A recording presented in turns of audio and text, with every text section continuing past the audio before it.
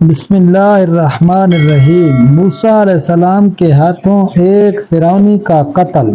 جب آپ 30 برس کے ہوئے تو ایک دن راستہ پر جا رہے تھے، دیکھا کہ فرعون کا باورچی خانہ کا داروغہ زبردستی ایک اسرائیلی کے سر پر لکڑیوں کا گٹھا لاد کر لے جانا چاہتا تھا، اور اسرائیلی مانتا تھا اور قبطی مصر تھا کہ اس کو بادشاہ کے باورچی خانہ تک پہنچا دے۔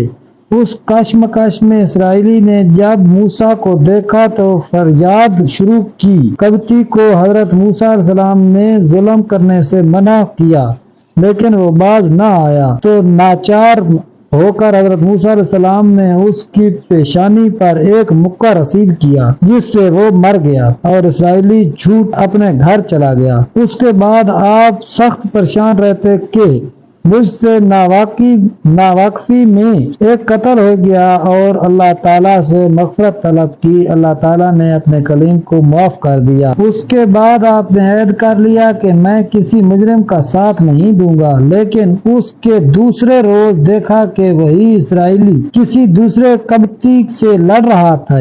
آپ نے پہلے تو اسرائیلی کو ڈانٹا، بے شک تو شرعی بے راہ ہے، اور پھر چاہا کہ قبطی کو پکڑ لیں، لیکن اسرائیلی سمجھا کہ آج میری باری ہے، تو کہہ اٹھا کہ موسیٰ، جس طرح کل تم نے ایک قبطی کو قتل کر دیا تھا، آج مجھے مارنے کے در پہ ہو گیا ہے۔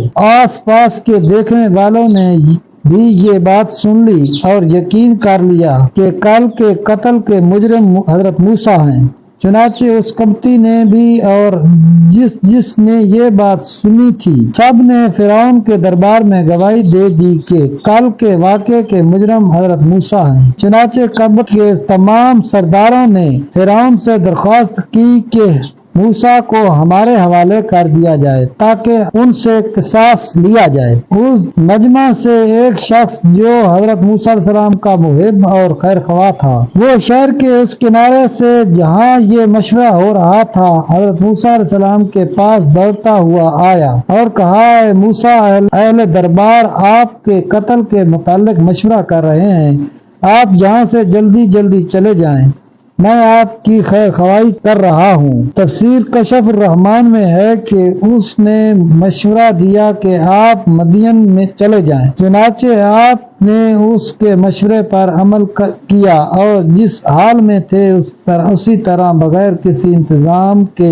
چل دیے۔ تفسیر عزیزی میں ہے کہ آپ بغیر سواری اور بغیر توشہ کے مصر سے نکل پڑے اور مدین کی راہ لی۔ راستے میں ایک چرواہے سے ملاقات ہوئی تو آپ نے اپنی قمیض پوشاک اس کو دے دی اور اس سے بالوں کا بنا ہوا جبہ اور کملی لے کر اوڑھ لی اور سفر پر روانہ ہو گئے۔ تفسیر کشف الرحمن میں ہے کہ حضرت موسیٰ علیہ السلام نے کبھی اس سے پہلے سفر نہ کیا تھا، اب آرام کی زندگی کو چھوڑ کر سفر اختیار کیا۔ مدین تقریباً 8 یوم کی مسافت پر تھا اور وہاں فرعون کی حکومت نہ تھی۔ مدین کی جانب 3 راستے جاتے تھے اور ایک آپ نے درمیانی راستہ کو اختیار کیا۔ تفسیر عزیزی میں ہے کہ راہ میں تمام دن 2 شیر آپ کے ہمراہ ہوتے تھے اور رات کے وقت درندوں اور ستانے والی چیزوں سے آپ کی حفاظت کرتے تھے۔ حضرت موسیٰ علیہ السلام نے توکلت علی اللہ یہ سفر اختیار کیا۔ اللہ تعالیٰ نے ان کی صحیح رہنمائی فرمائی اور ان کو سیدھے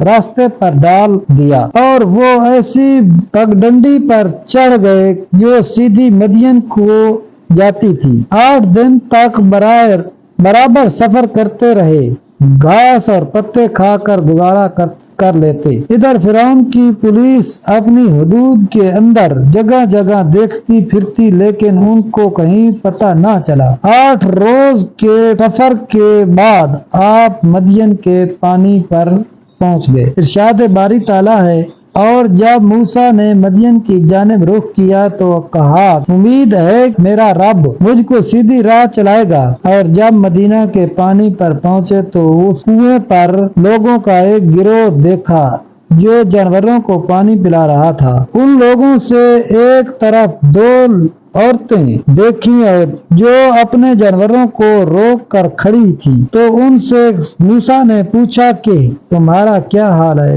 تو انہوں نے کہا کہ جب تک یہ لوگ جانوروں کو پانی پلا کر واپس نہ لے جائیں ہم اس وقت تک پانی نہیں پلا سکتے، اور ہمارا والد بہت بوڑھا ہے۔ اگر آپ کو ہماری ویڈیو اچھی لگی ہے تو کائنڈلی سبسکرائب کریں، لائک کریں، شیئر کریں۔ ملتے ہیں نیکسٹ ویڈیو میں، تب تک کے لیے اللہ حافظ۔